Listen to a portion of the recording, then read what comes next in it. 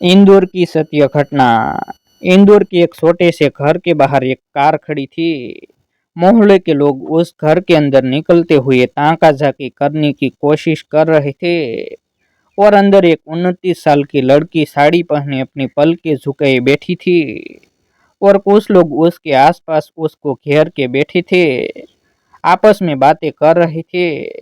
सामने एक बड़ी उम्र का लड़का बैठा था जो उस लड़की को ही बार बार शोर नजरों से देख रहा था, या फिर शायद उस लड़की के उसको देखने का वेट कर रहा था। लेकिन उस लड़की ने एक बार भी अपनी पलकें नहीं उठाई। कोई उससे कुछ बोलता तो वो बस हाँ हम में जवाब दे देती। तभी उस लड़की की माँ अदिति जी अपने सामने बैठी महिला से बोली, तो हम ये रिश्ता पक्का समझे।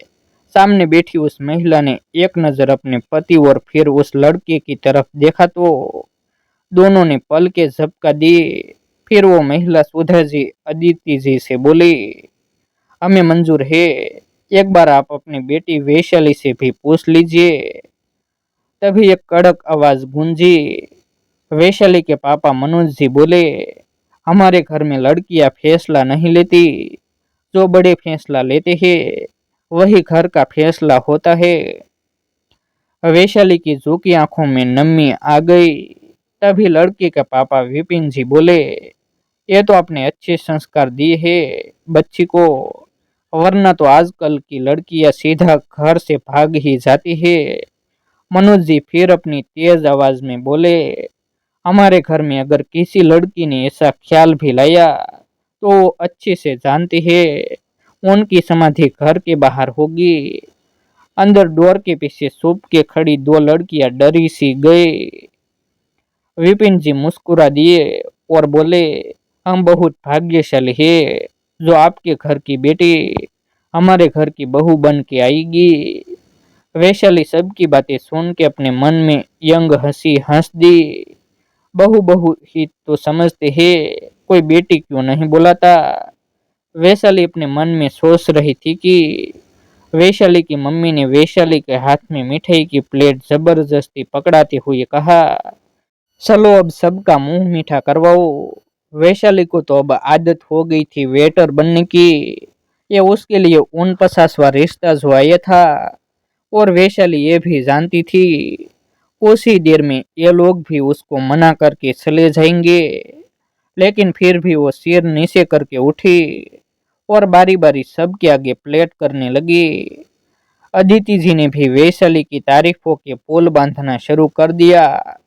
बहुत संस्कारी है मेरी बेटी, आपको कभी शिकायत का मौका नहीं देगी। अगर आपको पसंद नहीं होगा तो अपनी सरकारी नौकरी भी छोड़ देगी। आप तो ये समझ के चलिए एक सुशील बहू अपने घर लेकर जाएंगे यहाँ से। वैशाली फिर मन में हंस पड़ी और बोली, सरकारी नौकरी की ही तो वजह से इतने रिश्ते आते हैं, वरना तो मेरे ही घर वाले फांसी दे देते मुझे। और बहू क्यों सीधा नौकरानी बोलो ना। वैशाली मिठाई की प्लेट लेकर लड़के के पास तक आ गई थी कि लड़के ने मिठाई उठाते हुए वैशाली के हाथ को छू लिया। वैशाली ने तुरंत नजरें उठा के उस लड़के को देखा तो उसकी आंखों में एक बार फिर नमी तरह गई। वो 45 साल का कोई आदमी था। उस आदमी ने वैशाली को देख के आंख मार दी और अपना विजिटिंग कार्ड वैशाली के हाथ में पकड़ा दिया और कॉल करने का इशारा किया। वैशाली ने अपनी नजरें झुका ली, फिर शांति से आके अपनी अपनी माँ के पीछे खड़ी हो गई। तो लड़के वाले खड़े हो गए और लड़की की माँ सुधा जी हाथ जोड़ते हुए बोली, तो बहन जी अब हमको इजाजत दीजिए, हमको आपकी बेटी बहुत पसंद आई। बस घर जाके पंडित जी से सीधा शादी का मुहूर्त निकलवाते हैं, आपको 1-2 घंटे में कॉल करके बता देते हैं। सभी के फेस पर मुस्कान आ गई और अदिति जी ने लड़के वालों को विदा कर दिया। लड़के वालों के जाते ही डोर के पीछे जो लड़कियां छुपी थी वो बाहर आ गई और जो नाश्ता बसा था वो जल्दी जल्दी उठा के कुछ खाया और कुछ अपने हाथों में भर लिया कि तभी अदिति जी और मनोज जी अंदर आए। तो सब सुन्न होकर खड़े हो गए। मनोज जी ने एक नजर वैशाली को घूर के देखा और अदिति जी से बोले, इस लड़की से बोल दो, इतनी मुश्किल से कोई लड़का तैयार हुआ है। अभी पंडित जी जो जो रस्म और रिवाज बोले शांति से बिना मुंह बनाए कर दे। अदिति जी ने अपना सिर हाँ में हिला दिया। मनोज जी अपने किराने की दुकान जाने के लिए अपना फोन और स्कूटी की चाबी उठाते हुए धोमा के वैशाली को ताना मारते हुए बोले, कोई शुभ काम होता है तो पहले ही ये मुंह बना के बैठ जाते हैं। इसकी काली नजर पहले काम तो बिगाड़ देती। वैशाली चुपचाप सिर नीचे करके खड़ी थी। शायद ये उसके लिए कुछ नया नहीं था। 7 साल से वो यही ताने गालियां ही तो सुन रही है। मनोज जी ताने मारते हुए घर से निकल गई कि वो दोनों लड़कियां खुशी से उछलने लगी और आपस में बोली, अब इस मंगली की शादी हो जाएगी तो हमारा भी नंबर लग जाएगा। वैशाली ने अपनी दोनों बहनों को एक दर्द भरी मुस्कान के साथ देखा, फिर अपने कमरे की तरफ जाने लगी कि घर का लैंडलाइन फोन बजा। अदिति जी ने फोन उठाए तो दूसरे साइड की बात सुन के वो रोने लगी और बोली, बहन जी कोई तो उपाय होगा, एक बार पंडित जी से बात करके देखिए। पर कॉल कट हो चुका था। अदिति जी की बस इतनी सी बात सुन के वैशाली समझ गई थी लड़के वालों का फोन था और उन्होंने भी शादी के लिए मना कर दिया और अब उसकी मार खाने की बारी आ गई।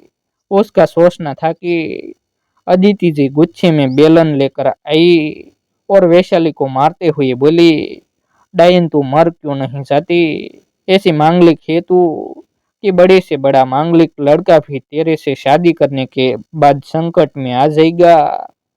29 साल की हो गई है पर शादी का पता ठिकाना नहीं है। तेरी वजह से तेरी ये दोनों बहनें पड़ी हुई है। तेरी वजह से तेरे भाई की शादी नहीं हो पा रही है। लड़की वाले बोलते हैं जिस घर में 3 3 कुंवारी लड़कियां हो उस घर में अपनी लड़की नहीं देंगे। अब क्या बताऊं उन लोगों को, ये मांगलिक लड़की जो पड़ी है मेरे घर में हमारा नाश करने के लिए। अदिति जी बस वैशाली को बुरा भला कहते हुए मारे जा रही थी और वैशाली चुपचाप बस आंखें भींचते रोते हुए दर्द सह रही थी।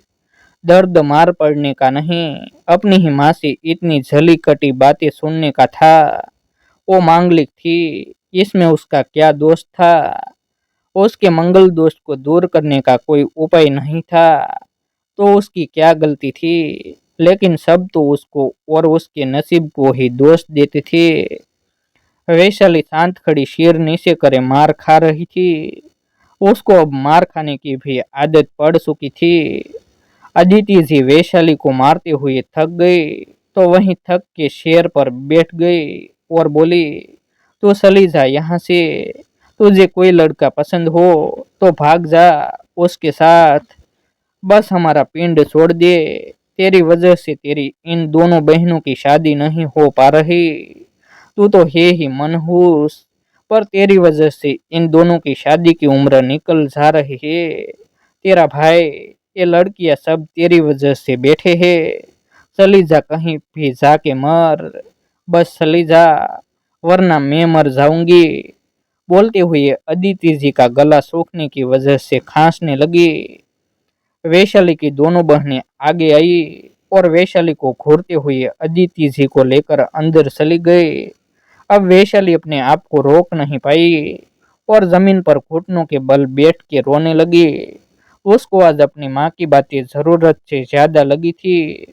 वो भी तंग आ चुकी थी इन सब चीजों से। 5 साल से कोई उससे ठीक से बात नहीं करता था।